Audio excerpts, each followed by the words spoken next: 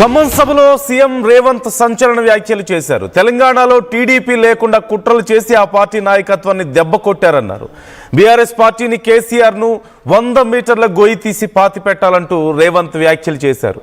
గ్రామాల్లో బీఆర్ఎస్ దిమ్మలు కూలాలి, బీఆర్ఎస్ లేకుండా చేస్తేనే ఎన్టీఆర్కు నిజమైన నివాళి అంటూ రేవంత్ చేసినటువంటి వ్యాఖ్యలు ఇప్పుడు సంచలనంగా మారాయి.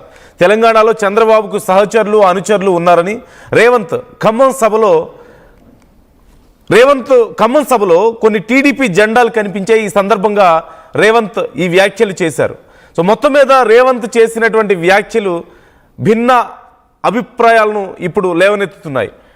కొంతమంది ఇప్పటికీ రేవంత్కు టీడీపీ మీద ప్రేమ ఉందని, చంద్రబాబు మీద ప్రేమ ఉందని మాట్లాడుతున్న వాళ్ళు ఉన్నారు. సో అలాంటి వాదనలకి మరికొంత బలాన్ని ఇస్తుంటే, మరికొంతమంది కేసీఆర్కి పని అయిపోయింది, ఆయన గురించి నేనేం మాట్లాడను అని చెప్పిన రేవంత్ ఈలోగా ఒక రోజు 2 రోజుల్లోనే మళ్ళీ తిరిగి కేసీఆర్ను బీఆర్ఎస్ను బొందబెట్టాలని చెప్పి మాట్లాడుతుండడం, పాతి పెట్టాలి, 100 అడుగుల గొయ్యి తీసి పాతి పెట్టాలి అని చెప్పి మాట్లాడుతుండడం మరింత సంచలనంగా మారింది. ఒకసారి అసలు రేవంత్ ఏమన్నారు చూద్దాం.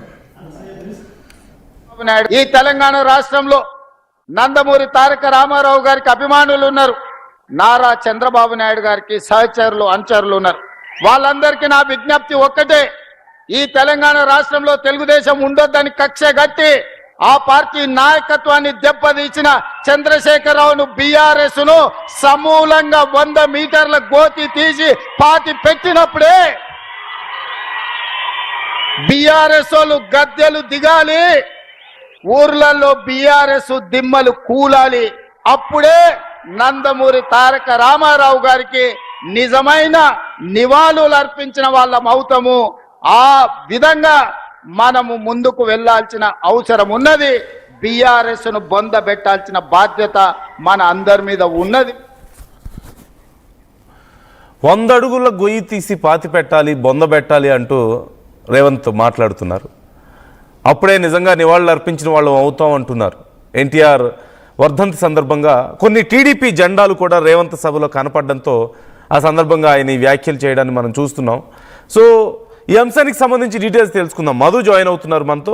మధు, రేవంత్ వ్యాఖ్యల్ని ఎలా చూడాలి? చాలా సందర్భాల్లో మాట్లాడుతుంటారు, ఇంకా టీడీపీ మీద రేవంత్ రెడ్డికి అభిమానం ఉంది అని చెప్పేసి మాట్లాడుతూ ఉంటారు. కొన్ని సందర్భాల్లో ఆయన కూడా ఒప్పుకున్నారు, నేను అక్కడి నుంచే వచ్చాను, నాకు అభిమానం ఎప్పుడు ఉంటుంది చంద్రబాబు అంటే అని చెప్పి మాట్లాడారు. కానీ ఇప్పటికీ చంద్రబాబు ఫాలోవర్గా చూస్తే మాత్రం నేను ఊరుకోనని చెప్పేసి కూడా ఆయన వార్నింగ్ ఇచ్చారు. సో ఇప్పుడు ఈ కామెంట్స్ అసలు స్పెసిఫిక్గా ఏ ఉద్దేశంతో చేశారు అనుకోవాలి? ఈరోజు సీనియర్ ఎన్టీఆర్ కి సంబంధించినటువంటి వర్ధంతి, ఆ సందర్భంలో టీడీపీ జెండాలు కనబడ్డాయి. జనరల్ గా ఖమ్మం గతంలో టీడీపీ కంచుకోట.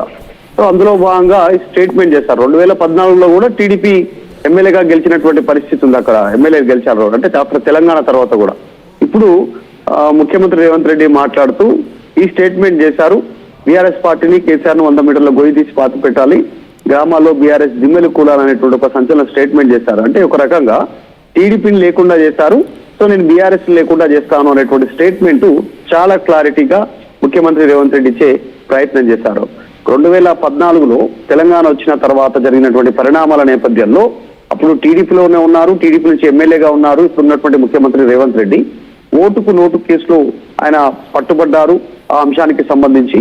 సో అప్పుడు బీఆర్ఎస్ ప్రభుత్వం, అప్పుడు టీఆర్ఎస్ అప్పుడే కొత్తగా రాష్ట్ర ఏర్పాటు తర్వాత ప్రభుత్వం ఏర్పాటైంది. ఇక్కడ సర్దుకుంటున్న సమయంలోనే ప్రభుత్వాన్ని కూల్చాలనేటువంటి కుట్ర చేశారు రేవంత్ రెడ్డి, చంద్రబాబు నాయుడు ఇద్దరు కలిసి. అందులో భాగంగానే స్టీఫెన్సన్ ఎమ్మెల్యేను 5 కోట్లకు కొనుగోలు చేసే ప్రయత్నం చేశారు. దాంట్లో కెమెరాలు పెట్టి ఆపరేషన్ లో ఆయనను పట్టుకున్నటువంటి పరిస్థితి, రేవంత్ రెడ్డిని జైలుకు పంపినటువంటి సిచ్యువేషన్. అప్పుడే ఆయన ఛాలెంజ్ చేశారు, బీఆర్ఎస్ ప్రభుత్వాన్ని గద్ద దించుతారనేటువంటిది. సో 2 టర్మ్స్ అయిపోయిన తర్వాత, 2 టర్మ్లు అయిపోయిన తర్వాత రేవంత్ రెడ్డి ముఖ్యమంత్రి అయ్యారు. గతంలో కూడా ఒప్పుకున్నారు రేవంత్ రెడ్డి చంద్రబాబు నా సహచరుడు, ఎస్ గురువు అంటే తప్పేంటి అనేటువంటి స్టేట్మెంట్లు చేశారు. ఇప్పుడు దానికి మద్దతు తెలుపుతూ ఈ స్టేట్మెంట్ చేసినట్టుగా కనిపిస్తా ఉంది. తెలంగాణలో చంద్రబాబుకు సహచరులు ఉన్నారు, అనుచరులు కూడా ఉన్నారు అంటూ ఆ సభలో ఆయన మాట్లాడడంతో కాస్త టీడీపీ భావజాలం, టీడీపీని ఇష్టపడేటువంటి వారిని కాస్త ఆయన ఒక వాళ్ళలో జోష్ నింపేలాగా స్టేట్మెంట్ చేసినట్టుగా తెలుస్తా ఉంది.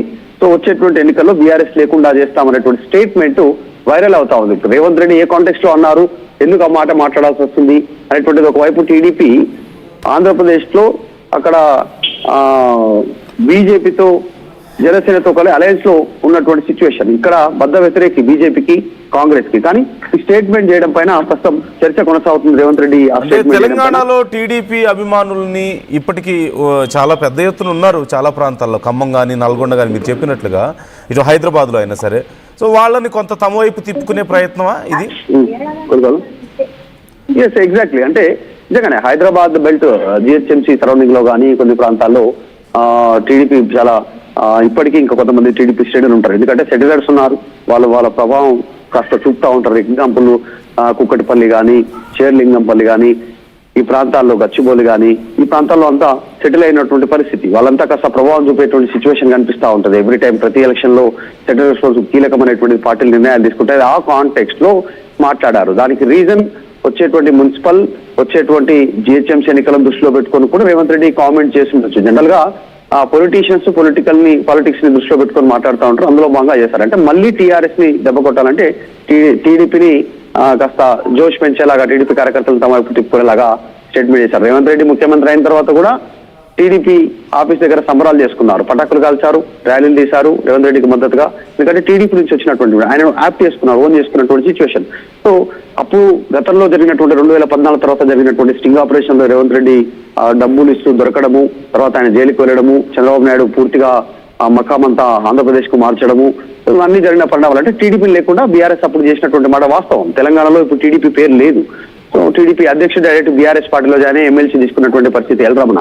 ఇప్పుడు జరుగుతున్న పరిణామాలన్నింటినీ కూడా మళ్ళీ బీఆర్ఎస్ లేకుండా చేస్తాననేటువంటి స్టేట్మెంట్ చేయడంతో ఫ్యూచర్ లో మళ్ళీ టీడీపీకి ఏమైనా సహకారం తీసుకుంటారా, రేపు ఫ్యూచర్ లో టీడీపీ కాంగ్రెస్ కలిసిపోయే అవకాశం ఉందా ఫ్యూచర్ లో అనేటువంటి చర్చ జరుగుతా ఉంది సాధారణంగా. అంటే మరోవైపు ఇప్పుడు తొందరలో జిహెచ్ఎంసీ ఎన్నికలు కానీ ఇవన్నీ ఉన్న నేపథ్యంలో వీటి మీద ఇంపాక్ట్ ఏమైనా ఉంటుందంటారా? అలాగే కేసీఆర్ గురించి నేను పెద్దగా ఫోకస్ చేయను, ఆయన పని అయిపోయిందని చెప్పి రేవంత్ రెడ్డి మాట్లాడారు. ఎక్కువ సమయం కూడా గడవలేదు, మళ్ళీ ఈలోగానే బీఆర్ఎస్ను కేసీఆర్ని 100 అడుగులకు కొయ్యి తీసి బొందబెట్టాలని చెప్పేసి మాట్లాడుతున్నారు. So how can we understand this? Exactly. సాధారణంగా పొలిటికల్ గా ఇట్లాంటి అంటే అవతల పార్టీకి సంబంధించినటువంటి నాయకులను కానీ కార్యకర్తలను కానీ మనోస్థైర్యం దెబ్బతీసేలాంటి స్టేట్మెంట్స్ ఇవన్నీ కూడా సాధారణంగా పొలిటికల్ గా ఉండేటివి ఒకప్పుడు కూడా. ఇప్పుడు టీడీపీ పని అయిపోయింది అనేటువంటిది బీఆర్ఎస్ ఎంతైతే ప్రచారం చేసిందో ఆ రకంగా టీడీపీ ఖతం అయిపోయింది ఇక్కడ తెలంగాణలో. సో ఇప్పుడు కూడా కేసీఆర్ నిజంగానే ఫామ్ హౌస్ కు పరిమితం అయిపోయారు. ఆయన సర్జరీ అయింది, ఓటమి, తర్వాత పార్లమెంట్ ఎన్నికల్లో దాదాపు 0 పర్ఫార్మెన్స్, వీటన్నిటి నేపథ్యంలో పదే పదే గుర్తు చేస్తూ మోరల్ గా దెబ్బతీసేటువంటి ప్రయత్నం. ఇది కూడా ఒక రకమైనటువంటి పాలిటిక్స్, ఇది కూడా ఒక రకమైనటువంటి మనోధైర్యాన్ని దెబ్బతీసేటువంటి పాలిటిక్సే. కాబట్టి సాధారణంగా చేసి ఉంటారు. కానీ కేసీఆర్ అంత సాధారణ వ్యక్తి ఏం కాదు. దేశంలో ఉన్నటువంటి అన్ని రాజకీయ పార్టీలను ఒప్పించి తెలంగాణ సాధించినటువంటి ఒక రాజకీయ నాయకుడు, పరిణతి చెందినటువంటి రాజకీయ నాయకుడిగా పేరుంది కేసీఆర్ కి. సాధారణంగా మనందరూ తెలుసు కేసీఆర్ అంతా ఈజీగా ఉండదు. ఆయన చాలా సూక్ష్మ రాజకీయాలు చేస్తారు, చాలా సూక్ష్మంగా వెళ్ళిపోతారు, చాలా డెప్త్ లోకి వెళ్ళిపోయి రాజకీయాలు చేస్తారు. ఇప్పుడు చాలా సైలెంట్ గా ఉన్నారు, మొన్న వచ్చారు, మాట్లాడారు, వెళ్ళిపోయారు. సో వివరణ చేస్తా ఉన్నారు. కేసీఆర్ అంతా ఈజీగా రాజకీయాల్లో పార్టీ పూర్తిగా భూస్థాపితమైనటువంటి సిచ్యువేషన్ ఉండకపోవచ్చు. ఒకవేళ ఫ్యూచర్ లో అనుకుంటే మేబీ ఎవరితో అలయన్స్ లో భాగంగా ముందుకు వెళ్ళొచ్చు. గతంలో కూడా బీఆర్ఎస్ అట్ట వెళ్ళింది, కానీ పూర్తిగా రాజకీయాల్లో లేకుండా బీఆర్ఎస్ పార్టీ లేకుండా ఉండేటువంటి సిచ్యువేషన్ లేదు. సో జనరల్ గా వ్యూహాత్మకంగా రేవంత్ రెడ్డి ఆ స్టేట్మెంట్ చేసి ఉండొచ్చు. Right. Thank you Madhu, thanks for the details. మొత్తం మీద రేవంత్ రెడ్డి చేసిన వ్యాఖ్యలు